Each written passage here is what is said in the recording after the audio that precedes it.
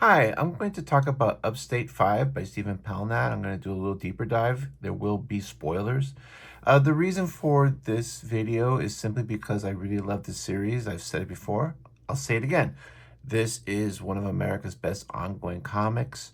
That's reason one. Reason two is that I see a lot of comics that I think are not as good or not even anywhere near as good as this. Get a lot more play, a lot more social media presence. Maybe it's because of shameless self-promotion. Maybe it's because um, they know somebody that would help them out. Maybe it's just dumb luck. I don't know. But I thought I'd talk about it because I really love the way Stephen Pellnat put this issue together. If you're not familiar with Upstate, it is the story of about Ryan. Ryan is a woman in her mid to late 20s who's effed up a lot. She's trying to get sober. She decided to move up to upstate New York, where she was born, to live with her family. Now, instead of directly continuing from the events of the previous issue, what this does is this actually goes back 2 generations to her great grandfather and starts there. And there's just so many things here that are done so well that I just wanted to point them out. First of all, it just starts off, this old man is sitting in this old room and there's bugs and roaches and whatever flying around, and he looks confused, and then he sees this banner. Then the next page, you're right smack dab in a trench war battle in World War One. And what I like is that there's no little box that says so-and-so battle 1917 or anything like that. You're just thrown into it, and Stevens is assuming that the audience is smart enough to know that this put together, this is World War One. You see this guy is terrified. I love these use of silhouettes that you'll see throughout the book. He's looking, you can tell that these are British soldiers because of the way their helmets come out. Turns, the guy next to him gets shot right in the eye. Again, this use of outline and just basically silhouette is just really amazing to me. It captures the chaos of trench warfare very well. And as someone who studied a lot of World War One and World War Two, it was terrifying. So they're in the thick of this, and then he sees, and again, this use of silhouette, a German grenade. You cut this man, he's wants to shake his hand, and he holds his hand back, and then he shakes with the other hand, and you realize it's because this gentleman is lost his arm, and this is the gentleman that lost his arm due to that grenade. And everything here connects slightly, and if this rewards the reader for multiple readings. So he's come back as 1918, 1919 to Germany. There's a guy on the street corner selling a paper, and it's a communist newspaper. And back then, after World War One, the communists were gaining a lot more influence in Germany. Germany was a shambles. The guy's name is Reinhardt, and I'm going to mess this up. Kind of Heister's he goes to his family home. He's embittered because they lost. At night, he wakes up because he has flashbacks. He has PTSD, so he has flashbacks that night when the grenade fell into the trench. He's out looking for work, and all these gentlemen are telling him that I need a guy with 2 arms. But I love how this is just using basically an emoji of someone with both arms standing up. Instead of using the same word like 9, 9, 9, this leaves it more up to the reader to interpret what's being said, the conversation of what's being said. So finally, Reinhardt finds work. There's a way to get work in America, so he's going to go to America. But again, he has that dream, and he wakes up every night reliving that night with the grenade. So he takes a train, and then he takes a ship crossing the ocean. He's trying to learn English, goes to Ellis Island, and his name is changed by the immigration official to Reinhardt Essen because he comes from the town of Essen. This is a little bit of maybe a callback to the Godfather 2, where Vito Andolini was was given the name Vito Corleone by the immigration officer. This is just him walking through the streets of New York, trying to find his way, and he bumps into his friend. And friend takes him in, gives him a place to stay. He's looking for work, and the guy's saying, "Hey, I need a guy with two hands." And this time the emoji's drawn with these little lines around the one arm that's missing. And finally, they find a place where there's work. So when they're leaving, the guy Reinhardt says to his friend, "I'll repay you every cent." And his friend says, "Don't be an idiot." He goes, "I owe you my life." And you realize that he jumped on top of the grenade to save his friend. So his friend, feels indebted to him for the sacrifice he made. And it's interesting here in this little conversation, because you think that, they're sitting there talking about how the Kaiser and all these people, led Germany down the wrong path. But Reinhardt is the one that wants to keep blaming cowards and communists. And this is an ongoing theme with him. Again, the use of these silhouettes is just really great, really powerful. So anyway, they go out, they get work. He's a hard worker. Even the boss says that, hey, he's working harder than any of you guys. He's only got one arm.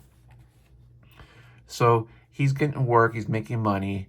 And you can tell that he's dressed better. He's like at a social, and this woman asks him to dance. And again, this lovely use of outline. And you see they get married, and she's distinctive because of her nose. And there's a little callback to that later. Then you see, he wakes up in the middle of the night, and she's like, every night? He goes, darling, that was years ago. And he says, yesterday.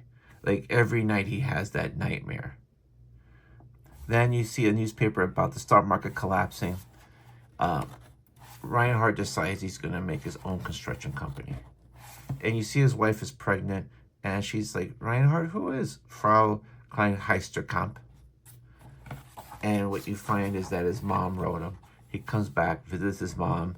His father's dead. And he's in Germany, in the town of Essen.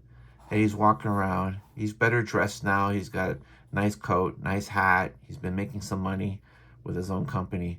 And then you see how he looks over and he sees this Nazi with this swastika armband. Then he bumps into someone he knew. He goes, excuse me, Hilde Bronstein. And she recognizes him, and they end up hooking up. The name Hilde Bronstein is important later. And again, these are these little things that Stephen is doing. These little seeds, these little things that build upon each other. And once you go back, maybe if you don't pick up on it the first time, you reread it, you'll see how it all flows and how it just really smooths out the storytelling. So he's trying to talk to his mom to come back to America with him because, his dad's dead. There's nothing further there. And then while he's walking with Miss Brownstein, they see two Nazis beating the hell out of some guy. Now, this guy could be a Jew, he could be a communist, he could be a gypsy, he could be something other than white Aryan. And the woman says, oh no, this is terrible. She goes, this is a very frightening time to be German. And he replies, but no more communists.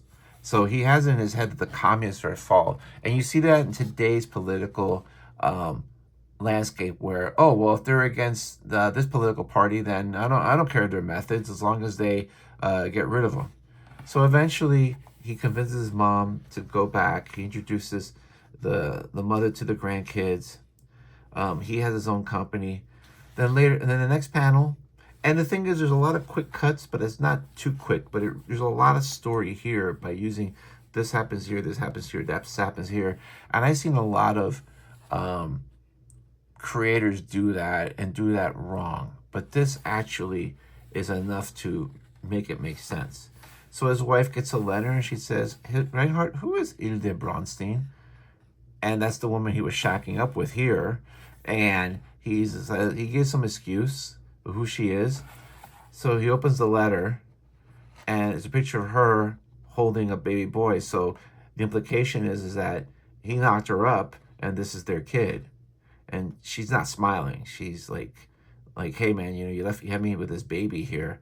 What are you gonna do? And what does he do? He just throws the letter and the picture in the furnace. So he has life as a married couple. He's abusive. He is a womanizer. She kind of, I think she suspects. Then the next scene, he's holding the picture of a boy, and you could put together that as Hilda Bronstein, the child he had with Hilda Bronstein. But this boy has a Star of David. He has a yellow star, which Jews were required to wear in the 1930s before they started rounding them all up and sending them to the concentration camps. Throws that in the furnace as well. He's shacking up with this other woman. He wakes up and has that nightmare again. Comes home late at night or in the next morning. She's waiting up for him. You could tell by that look that she suspects or that he's fooling around. And then all of a sudden you see this headline, war. And it talks about how Germany invades Poland. Let's start the Blitzkrieg. And he's explaining to his child, oh, it's because Poland was part of the Prussian Empire, Clara. Hitler simply wants it back. And so you have like the mother like kind of like happy that Germany is asserting authority. He's just kind of like rationalizing an invasion of an independent country, and you can tell that she's like concerned about it. The next panel, he's having an argument with his friend because he's supportive of Hitler, and his friend says, but my mother's a Jew. What of her? And he says, well, what of it? And you see the next picture train, you can tell his ass got kicked. Now, one thing I do want to point out is that in this sequence, when they're back in time, you have this lettering that looks old-fashioned. I don't know. It looks old-fashioned, old-timey. And sometimes when people do this, it's a really delicate thing, because if you do too much of it and it's hard to read or it doesn't print right, then it's really hard to read and to get into the story. I think when they had the Batman Who Laughs, they had him in red. They put his words in red font, and it was funky red font, and it was really hard to read. I've seen other comics where they do this, but here it's just enough so basically you can read it, but when you actually forced to sit there and read it, you're really sitting there and reading the words and really understanding what's going on. So it's a really difficult trick to pull off. I've seen it go wrong more times than I've seen it go right, but here it is done right. I just wanted to point that out. You hear radio broadcast that American troops have crossed the Rhine because the World War II is turning. And then his wife says, you haven't had a letter from that Bronstein person lately. And the reason why Bronstein, the name is important, is because obviously she's Jewish, because her son had to wear a Jewish star. So more than likely they got sent to the concentration camps and they were killed there. This scene, the mother dies. He takes his wife and goes back to the town of Essen. He goes back to the family home. It's all bombed out. They drop her ashes in Essen. He's, just angry. He's angry about how the Kaiser and then Hitler led him the wrong way. He's just angry that his last name was changed when he came to America. He's angry, and she's the more rational one, saying, but it's my name too, Reinhardt. It's your children's name, and you needn't be so bad. He's just an angry dude. I mean, this is like one of those conservatives that's just always angry, even though he's overcome his disability. He's making money. He's had kids out of wedlock. His wife still stays with him, even though he fools around. Just one of these angry guys. Next scene, you can tell he's older, because here, the hair is darker. Here, the hair is white. He's still fooling around. And he comes home, and she's older. And he says, oh, I had to work late. And she goes, Reinhardt, please. And he says, Rudolph called. Judy had the baby. They named it Eric. It's one of their kids. And you can just tell that she knows he's fooling around. And she's like, yeah, please, just don't even bother lying. Again, at night, he has that dream. He wakes up. Through all these years, he still has that. He looks over. The bed is empty, and I think she's just had enough. And she's just sleeping on the couch.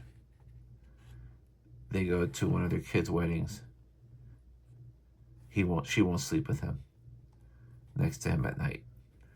Then she gets a phone call, and you put the two and two together, and his old friend who had the break with passed away. They go to the funeral, and they're kind of admonishing him a bit for not making up with his friend.